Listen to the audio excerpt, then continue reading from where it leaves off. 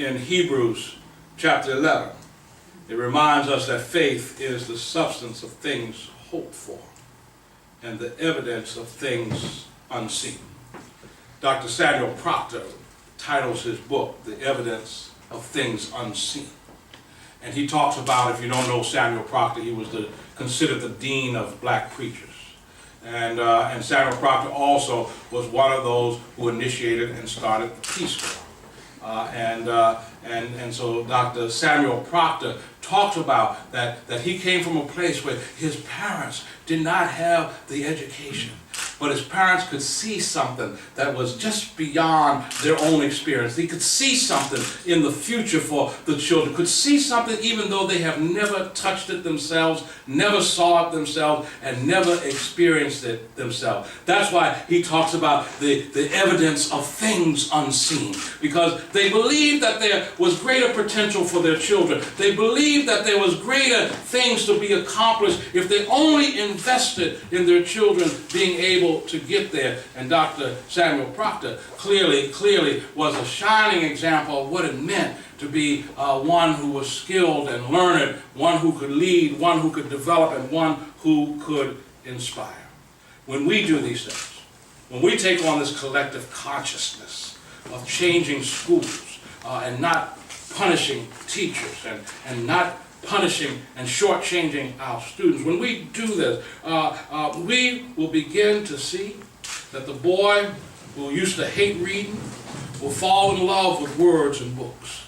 We will see that the girl who used to fear writing will start penning her own stories and her own poems.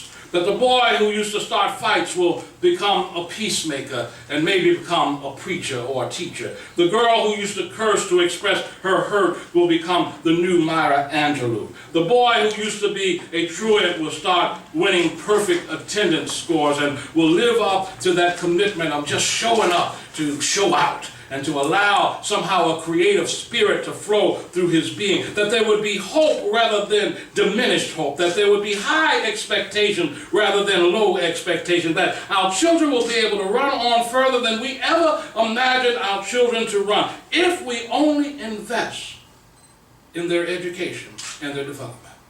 On behalf of the children we're fighting for, I call, and we call, on the candidates for mayor, all the candidates for mayor, and all of the other candidates for D.C. City Council, to publicly admit the failure of the Fenty grade test and punishment school reform strategy to effectively educate poor Black and Latino children it was supposed to help.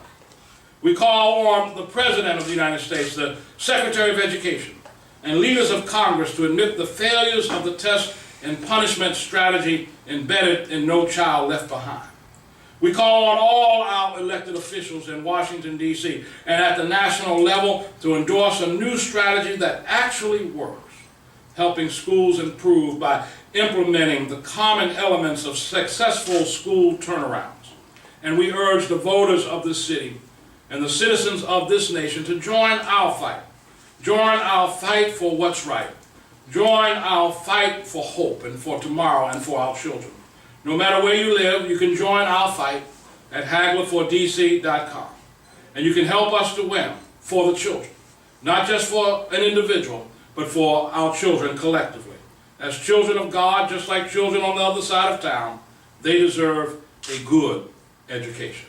I want to recognize that Liz Davis has come into the room, who's president of the Washington Teachers Union. Amen.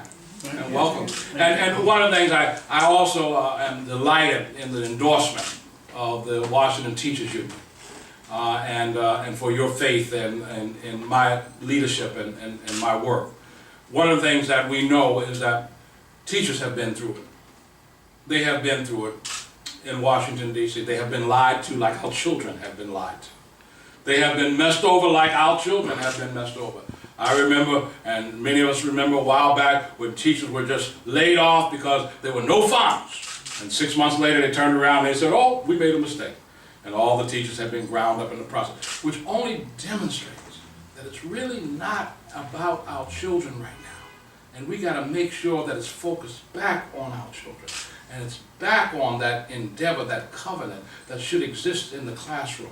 It should be back focused on that community endeavor that exists in the local schools and with the community that lives around those local schools. It needs to be invested back in our parents in order for us to truly make an effective difference in the education of our children.